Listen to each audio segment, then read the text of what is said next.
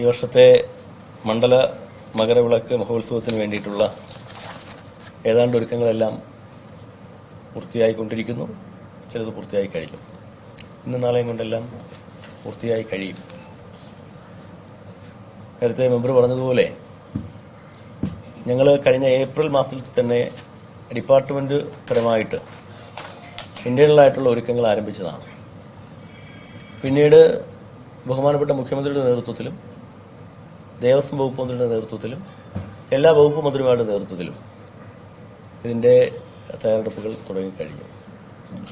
ഇത് കേവലം ദേവസ്വം ബോർഡ് മാത്രം നടത്തുന്ന ഒരു ഫെസ്റ്റിവൽ അല്ല. 20-ൽ പരം ഡിപ്പാർട്ട്മെന്റുകളുടെ ഒരു കൂട്ടായ സംയോജിത ശ്രമത്തിന്റെ ഭാഗമായിട്ടാണ് ഇത് നടത്തുന്നത്. അതുകൊണ്ട് തന്നെയാണ് ബഹുമാനപ്പെട്ട കേരളത്തിന്റെ മുഖ്യമന്ത്രി നേരിട്ട് ഇനിഷ്യേറ്റീവ് എടുത്ത് 2 മീറ്റിങ്ങുകൾ വിളിച്ചു കൂട്ടിയിട്ടുണ്ട്, വിവിധ വകുപ്പ് മന്ത്രിമാരുടെയും ഡിപ്പാർട്ട്മെന്റ് ഹെഡിന്റെയും. അങ്ങനെയാണ് കാര്യങ്ങൾ മുന്നോട്ട് പോകുന്നത്. എനിക്ക് തോന്നുന്നു സർക്കാരിന്റെ നേതൃത്വത്തിൽ ഇത്രയധികം മുന്നൊരുക്കങ്ങളോടുകൂടി നടത്തുന്ന മറ്റൊരു ക്ഷേത്രവുമായി ബന്ധപ്പെട്ട മഹോത്സവമുണ്ടോ എന്നെനിക്ക് സംശയമുണ്ട്. അത്ര കണ്ട് മുന്നൊരുക്കങ്ങളാണ് സർക്കാർ ഈ കാര്യത്തിൽ എടുത്തിരിക്കുന്നത്. വൈകുന്നേരം 5 മണിക്ക്, നവംബർ 15 വൈകുന്നേരം 5 മണിക്ക് നട തുറക്കും. പഴയ മേൽശാന്തി പടിയിറങ്ങുകയും പുതിയ മേൽശാന്തി അവരോധിക്കപ്പെടുകയും ചെയ്യും. വൃശ്ചികം 1 3 മണിക്ക് നട തുറക്കും. 1 മണിക്ക് നട ഉച്ചയ്ക്ക് അടയ്ക്കുകയും വീണ്ടും ഉച്ചയ്ക്ക് ശേഷം 3 മണിക്ക് തുറന്ന് 11 മണിക്ക് അടയ്ക്കുന്നു. ഇപ്രാവശ്യത്തെ ഒരു പ്രത്യേകത, കഴിഞ്ഞ പ്രാവശ്യം യഥാർത്ഥത്തിൽ നട തുറന്ന് കുറച്ച് ദിവസങ്ങൾക്ക് ശേഷമാണ് 3 മണിയിലേക്ക് മാറ്റിയത്. 16 മണിക്കൂർ മാത്രമേ കഴിഞ്ഞ പ്രാവശ്യം നട തുറക്കുമ്പോൾ ഉണ്ടായിരുന്നുള്ളൂ. ഇപ്രാവശ്യം അത് 18 മണിക്കൂറാവുകയാണ്. 3 മണിക്ക് തുടങ്ങി 1 മണി വരെയും നട തുറന്ന് 1 മണി വരെയും, ഉച്ചയ്ക്ക് ശേഷം 3 മണിക്ക് തുറന്ന് 11 മണി വരെയും. അത് 11 മണി എന്നുള്ളത് ചിലപ്പോൾ 11:15 വരെ 11:30 വരെയൊക്കെ ചിലപ്പോൾ പോകും. കാരണം ഭക്തരുടെ ഒരു ദർശന സൗകര്യത്തിന് വേണ്ടി. ഉച്ചയ്ക്ക് 1 എന്നുള്ളത് ചിലപ്പോൾ 1:30 വരെയൊക്കെ പോകും. ഞങ്ങൾ തുടക്കത്തിൽ പറഞ്ഞതുപോലെ തന്നെ അവിടെ വ്രതം പിടിച്ച് മാലയിട്ട് നോമ്പ് പിടിച്ചെത്തുന്ന ഒരു ഭക്തരും തിരിച്ചു പോകാൻ ഇടവരില്ല എന്ന് ഞങ്ങൾ തുടക്കം മുതൽ തന്നെ പറയുന്നതാണ്. അതുകൊണ്ട് തന്നെ 80,000 നമ്മളിപ്പോൾ പരമാവധി എണ്ണം നിയന്ത്രിച്ചിരിക്കുന്നത്. അത് നിയന്ത്രിച്ചത് ഞങ്ങളുടെ മാത്രം തീരുമാനത്തിന്റെ അടിസ്ഥാനത്തിലല്ല. ഇടയ്ക്ക് കഴിഞ്ഞ വർഷം ഉണ്ടായ ചില സംഭവവികാസങ്ങളുടെ ഭാഗമായി കോടതിയും പോലീസും ഒക്കെ നിർദ്ദേശത്തിന്റെ അടിസ്ഥാനത്തിലാണ് 80,000 ക്രമപ്പെടുത്തിയിരിക്കുന്നത്. 70,000 എന്നത് വെർച്വൽ ക്യൂവും 10,000 എന്നത് അവിടെ തത്സമയ ബുക്കിംഗ് സംവിധാനത്തിലേക്കുമാണ് നമ്മൾ മാറ്റിയിരിക്കുന്നത്. തത്സമയ സംവിധാനം.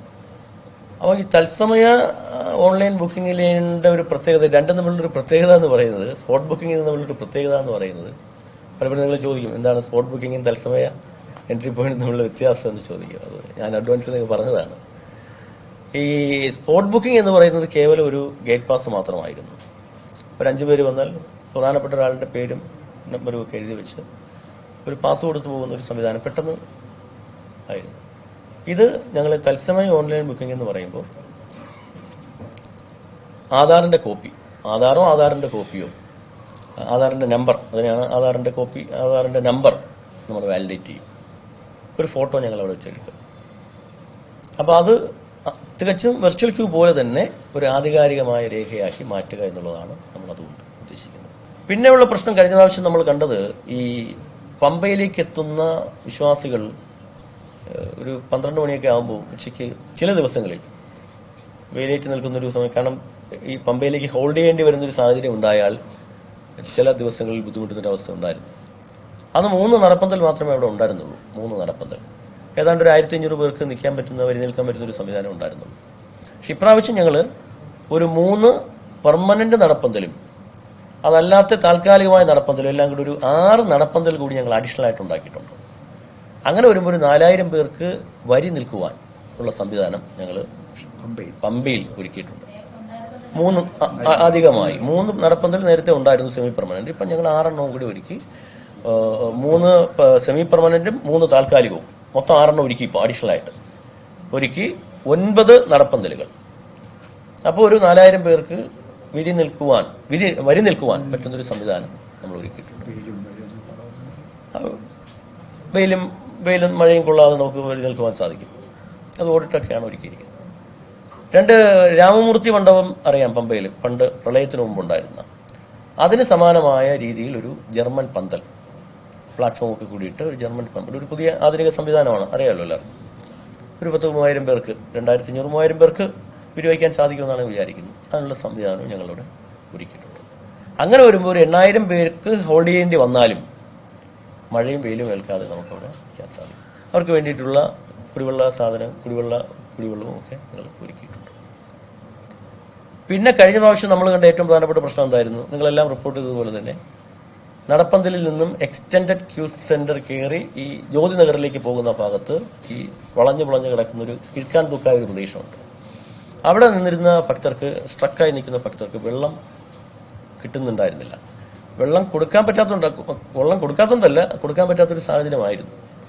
അത് പരിഹരിക്കുവാൻ വേണ്ടിയിട്ടാണ് ഞങ്ങൾ ശരംകുത്തിയിലൊരു 4000 പെർ അവർ ലിറ്റർ സംഭരണ ശേഷിയുള്ള ഒരു ബോയിലർ ഉണ്ടായിരുന്നു. അതിനെ ഞങ്ങൾ 10,000 ലിറ്ററായിട്ട് എൻഹാൻസ് ചെയ്യുകയാണ് ശരംകുത്തിയിൽ. അതിങ്ങനെ ബാരിക്കേഡിൽ കൂടി കൊണ്ടുവന്ന് കിയോസ്കുകൾ വെച്ച് നടപ്പന്തൽ വരെ കൊടുക്കുവാനുള്ളൊരു പദ്ധതി ഞങ്ങൾ ആവിഷ്കരിച്ചു, നടപ്പിലാക്കി വരുന്നുണ്ട്. കിയോസ്കുകൾ ഇന്നലെ ഇന്നുമായിട്ട് അതിനുള്ള വർക്കുകൾ നടന്നു വരികയാണ്. അപ്പോൾ ഭക്തർക്ക് തന്നെ ഈ നടപ്പന്തലിൽ നിന്ന് തന്നെ, അങ്ങനെ ഒരു സ്ട്രക്കായി നിൽക്കുന്ന ഒരു സാഹചര്യം വന്നാൽ നടപ്പന്തലിൽ നിന്ന് തന്നെ 10,000 ഹെക്ടറാക്കി എൻഹാൻസ് ചെയ്തു ലിറ്ററായിട്ട്, per hour 14 litre boiler, water boiler. അതും നടപ്പന്തൽ വരെ നമ്മൾ അതിനുള്ള സംവിധാനം. ശരംകുത്തി അല്ല, ഈ എക്സ്റ്റൻഡഡ് ക്യൂ സെന്റർ ഉണ്ട് ചുറ്റി വരുന്ന, അവിടെ മുതൽ നടപ്പന്തൽ വരെ. അവിടെയാണല്ലോ ഈ ഒരു പ്രശ്നം വരുന്നത്. അപ്പോൾ അവിടെയാണ് ഇത് നമുക്ക് കൊടുക്കാൻ പറ്റാത്തൊരവസ്ഥ വന്നു. അത് പരിഹരിക്കുകയാണ് നമ്മൾ ചെയ്യുന്നത്. ഇതൊക്കെ ഒരു തുടക്കമാണ്. ഇനിയും ഇതുപോലെ കാര്യങ്ങൾ വന്നാൽ നമ്മൾ ഇത് കണ്ടെത്തി റെക്ടിഫൈ ചെയ്ത് മുന്നോട്ട് പോകും. ഒരു 50 മീറ്ററാണ് നമ്മളിപ്പോൾ നോക്കുന്നത്. ആവശ്യം വന്നാൽ നമുക്ക് നോക്കാം. പിന്നെ യഥേഷ്ടം ലഘുഭക്ഷണമായ ബിസ്ക്കറ്റും കാര്യങ്ങളും ഞങ്ങൾ ഒരുക്കിയിട്ടുണ്ട്. കൂടാതെ കഴിഞ്ഞ പ്രാവശ്യം നമുക്ക് ചില വലിയ തിരക്ക് കൂടിയ ദിവസങ്ങളിൽ അരവണ നിയന്ത്രിച്ചു കൊടുക്കേണ്ടി വന്നിട്ടുണ്ട്. അപ്പോൾ അതിന് പരിഹാരമായിട്ട് ഞങ്ങൾ ബഫർ സ്റ്റോക്ക് ഒക്ടോബർ 18 തന്നെ ആരംഭിച്ചു. കഴിഞ്ഞ മാസം 18 തന്നെ ആരംഭിച്ചു. ഏതാണ്ട് ക്യാനും ലിഡും ശർക്കരയൊക്കെ ഞങ്ങൾ വളരെ നേരത്തെ തന്നെ സംഭരിച്ചു, സ്റ്റോക്ക് ചെയ്തു. ഏതാണ്ട് 40 ലക്ഷം ജനുവരി 1 ആവുമ്പോൾ 40 ലക്ഷം നവംബർ 16 ആകുമ്പോൾ, അതായത് വൃശ്ചികം 1 ആകുമ്പോൾ ഏതാണ്ട് 40 ലക്ഷത്തിലേക്ക് ടിൻ എത്തിക്കുവാനുള്ള പരിശ്രമമാണ് ഞങ്ങൾ നടത്തുന്നത്. ഞാൻ മനസ്സിലാക്കുന്നത് ഇന്നുകൊണ്ട് ഏതാണ്ട് 36 ലക്ഷം കഴിഞ്ഞിട്ടുണ്ട്. അപ്പം അതുകൊണ്ട് അതിലും ഞങ്ങളൊരു തയ്യാറെടുപ്പ് നടത്തിയിട്ടുണ്ട്. പമ്പയിൽ ഞങ്ങൾ ഒരു 10,000 വാട്ടർ ബോട്ടിൽ കരുതുന്നുണ്ട്. അപ്പോൾ സ്റ്റീൽ വാട്ടർ ബോട്ടിൽ നമ്മൾ നിറച്ചു കൊടുക്കും. കാരണം പ്ലാസ്റ്റിക് നിരോധിത മേഖലയാണല്ലോ പൂങ്കാവനം. അതുകൊണ്ട് ആ സ്റ്റീൽ വാട്ടർ ബോട്ടിൽ നമ്മൾ നിറച്ചു കൊടുക്കാനുള്ള സംവിധാനം ചെയ്തിട്ടുണ്ട്. അത് നിറച്ചു കൊടുക്കും. ബാക്കി അവിടെ നിന്ന് കിയോസ്കുകളിൽ നിന്ന് എടുത്തു കുടിക്കാനുള്ള സംവിധാനമാണ് ഞങ്ങൾ ഉദ്ദേശിക്കുന്നത്. പിന്നെ പമ്പയിൽ നമ്മൾ ശ്രദ്ധയിൽപ്പെട്ടൊരു കാര്യം, അവിടെ ഈ ചോറ് കൊടുക്കാൻ കൊണ്ടുവരുന്ന കുട്ടികളുടെ അമ്മമാരുണ്ട്. ആ അമ്മമാർക്ക് താമസിക്കുവാൻ ഒരു സെൻറ്റർ ഉണ്ടായിരുന്നില്ല. അത് നമ്മുടെ പമ്പയുടെ ഗണപതി ക്ഷേത്രത്തിന് തൊട്ടടുത്തുള്ള ബിൽഡിങ്ങിൻ്റെ മുകളിലായിട്ടൊരു ഷെൽട്ടർ ഞങ്ങൾ ഒരുക്കുന്നുണ്ട്. ഒരു ടോയ്ലറ്റ് സംവിധാനം ഉൾപ്പെടെയുള്ളൊരു സെമി പെർമനന്റ് ഷെൽട്ടർ ഞങ്ങൾ അവർക്ക് വേണ്ടി, സ്ത്രീകൾക്ക് വേണ്ടി ഞങ്ങൾ ഒരുക്കിയിട്ടുണ്ട്. പിന്നെ ഈ ഒരു അപകട ഇൻഷുറൻസ് പദ്ധതി കഴിഞ്ഞ പ്രാവശ്യം അത് ഉണ്ടായിരുന്നു. പക്ഷെ അതിനൊരു ക്ലാരിറ്റിയോ ഒരു കൃത്യമായൊരു ക്ലാരിറ്റി ഉണ്ടായിരുന്നില്ല. അതിപ്പോൾ കൃത്യമായൊരു ക്ലാരിറ്റിയോടുകൂടി ഞങ്ങൾ നടപ്പിൽ വരുത്തുകയാണ്. യുണൈറ്റഡ് ഇൻഷുറൻസ്, നമ്മൾ എക്സ്പ്രഷൻ ഓഫ് ഇൻട്രസ്റ്റ് വിളിച്ച് യുണൈറ്റഡ് ഇൻഷുറൻസിനെയാണ് നമ്മൾ തിരഞ്ഞെടുത്തിരിക്കുന്നത്. 4 ജില്ലകൾ ജൂറിസ്ഡിക്ഷൻ: കോട്ടയം, എറണാകുളം, പത്തനംതിട്ട, ഇടുക്കി. കഴിഞ്ഞ പ്രാവശ്യം ആ ജൂറിസ്ഡിക്ഷൻ ഒന്നും ഉണ്ടായിരുന്നില്ല, ഒരു വ്യക്തത ഉണ്ടായിരുന്നില്ല ജൂറിസ്ഡിക്ഷനിൽ. അതുകൊണ്ട് കഴിഞ്ഞ പ്രാവശ്യം ചെറിയ കൺഫ്യൂഷൻസ് ഒക്കെ ഉണ്ടായി. അതുകൊണ്ട് 4 ജില്ലകൾ. ഇവിടേക്ക് എത്തുന്ന അയ്യപ്പ ഭക്തർക്ക് അപകടത്തിൽ എന്തെങ്കിലും സംഭവിച്ചാൽ, മരണം സംഭവിക്കാതിരിക്കട്ടെ, സംഭവിച്ചാൽ 5 ലക്ഷം രൂപ ഒരു അപകട ഇൻഷുറൻസ്. 1 രൂപ പോലും പ്രീമിയം ഭക്തരിൽ നിന്നും ഈടാക്കുന്നില്ല. ദേവസ്വം ബോർഡ് പൂർണ്ണമായും ദേവസ്വം ബോർഡാണ് പ്രീമിയം അടയ്ക്കുന്നത്. പിന്നെ മരണം സംഭവിച്ചാൽ ഭൗതിക ശരീരം വീട്ടിലെത്തിക്കുന്നതിന് വേണ്ടി കേരളത്തിനകത്താണെങ്കിൽ 30,000 രൂപ, കേരളത്തിന് പുറത്താണെങ്കിൽ 1 ലക്ഷം രൂപ വരെ ദേവസ്വം ബോർഡ് റീഇംബേഴ്സ് ചെയ്യും. ദേവസ്വം ബോർഡ് ചെയ്യും, അത് പിന്നീട് ഇൻഷുറൻസ് കമ്പനി ഞങ്ങൾക്ക് റീഇംബേഴ്സ് ചെയ്ത് തരും. കാരണം പിന്നെ ഇൻഷുറൻസ് കമ്പനിയാണ് അത് മുടക്കേണ്ടി വരുന്നതെങ്കിൽ പിന്നെ ഒരു കാലതാമസം വരും. അതുകൊണ്ടാണ് ദേവസ്വം ബോർഡ് അത് കൊടുക്കും. പിന്നെ അതിനുശേഷം ഞങ്ങൾ ഇൻഷുറൻസ് കമ്പനി ഞങ്ങൾ റീഇംബേഴ്സ് ചെയ്യും. അത് കേവലം വരുന്ന ഭക്തർക്ക് മാത്രമല്ല, ഞങ്ങളുടെ ജീവനക്കാർ 5 ലക്ഷം രൂപയുടെ ആനുകൂല്യമുണ്ട്. അവിടെ ദേവസ്വം ബോർഡിന്റെ നേതൃത്വത്തിൽ ഡെയിലി വേസ് ആയിട്ട് എടുത്തിട്ടുണ്ട്. അവർക്കും ഈ ആനുകൂല്യം, അപകട ഇൻഷുറൻസുമായി ബന്ധപ്പെട്ട് ഈ ആനുകൂല്യമുണ്ട്. പിന്നെ അക്കോമഡേഷൻ എന്ന് പറയുന്നത് കഴിഞ്ഞ പ്രാവശ്യം നിങ്ങൾക്കറിയാം, ശബരി ഗസ്റ്റ് ഹൗസുമായി ബന്ധപ്പെട്ട് ചില സൗകര്യക്കുറവുകൾ പത്രമാധ്യമങ്ങളും എല്ലാവരും നിർദ്ദേശിച്ചിരുന്നൊരു കാര്യമാണ്. അതുകൊണ്ട് തന്നെ ശബരി ഗസ്റ്റ് ഹൗസ് സമ്പൂർണ്ണമായി നവീകരിച്ചിരിക്കുന്നു. അതിൻ്റെ സ്ട്രക്ചർ ഒഴികെ ബാക്കി എല്ലാ കാര്യങ്ങളിലും സമ്പൂർണ്ണമായൊരു നവീകരണം ഞങ്ങൾ നടത്തിയിരിക്കുകയാണ്.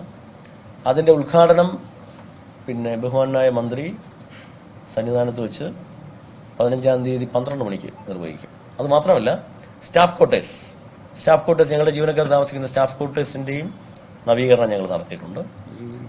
പിന്നെ അത് ഒരു ഏതാണ്ട് 1 കോടി രൂപ ചിലവാക്കി തന്നെയാണ്. ഇനി താഴെ പമ്പ ഗസ്റ്റ് ഹൗസ്, അതും ഇതുപോലെ തന്നെയായിരുന്നു, വർഷങ്ങളായി നവീകരിക്കപ്പെട്ടിരുന്നത്. അതും സമ്പൂർണ്ണമായി നവീകരിക്കുകയാണ്. ഇതിൻ്റെ എല്ലാം ഉദ്ഘാടനമാണ് 15-ാം തീയതി 12 മണിക്ക് ബഹുമാനായ ദേവസ്വം വകുപ്പ് മന്ത്രി നിർവഹിക്കും. പിന്നെ ഞങ്ങൾ ഈ മൊബൈൽ ഫോണിൻ്റെ കാര്യത്തിൽ ഒരു സോപാനത്ത് 18-ാം പടിക്ക് മുകളിൽ മൊബൈൽ ഫോൺ ഉപയോഗിക്കാൻ പാടില്ല എന്നുള്ളൊരു തീരുമാനം നമ്മൾ എടുത്തിട്ടുണ്ട്. കാരണം പലപ്പോഴും ഇപ്പോൾ വലിയ ഡെൻസിറ്റി ഫോണുകളാണല്ലോ. അപ്പോൾ സ്വാഭാവികമായി പോക്കറ്റ് ഇട്ടിട്ട് നേരിട്ട് ഷൂട്ട് ചെയ്യുന്നൊരു, നമ്മൾ അറിയാതെ ഷൂട്ട് ചെയ്യുന്നൊരു അവസ്ഥയുണ്ട്. അത് പാടില്ല എന്നുള്ളതാണ്, ആചാരവിരുദ്ധമാണത്. അതുകൊണ്ട് തന്നെ അത് ഈ മൊബൈലുകൾ സ്വിച്ച് ഓഫ് ചെയ്യണം. നമുക്ക് പിടിച്ചെടുത്ത് മറ്റൊരു സ്ഥലത്തേക്ക് വയ്ക്കാനുള്ളൊരു അത് ഒരു പ്രായോഗികമായ ബുദ്ധിമുട്ടുള്ളതുകൊണ്ട് പിന്നെ അത് സ്വിച്ച് ഓഫ് ചെയ്യണമെന്നുള്ളൊരു പ്രചാരം വാർത്താമാധ്യമങ്ങളുടെ ഭാഗത്തുനിന്ന് ഉണ്ടാകണം.